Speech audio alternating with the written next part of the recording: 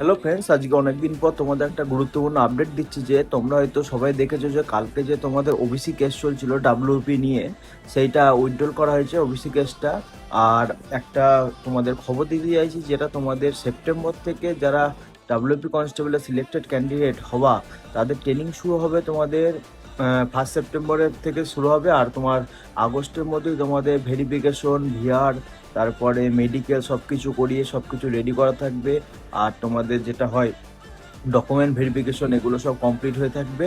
আর তোমাদের আগস্ট মাসের শেষের দিকেই তোমাদের সব কমপ্লিট করিয়ে নিয়ে সেপ্টেম্বরে জয়েনিং করানো হবে, এবং সেপ্টেম্বর থেকে 1-1.5 মাস ট্রেনিং করানোর পর তোমাদের পুজোর ডিউটিও করানো হবে, যেটা আমাদের মাননীয় মুখ্যমন্ত্রী বলেছে, যেটা তোমরা সবাই দেখেছো।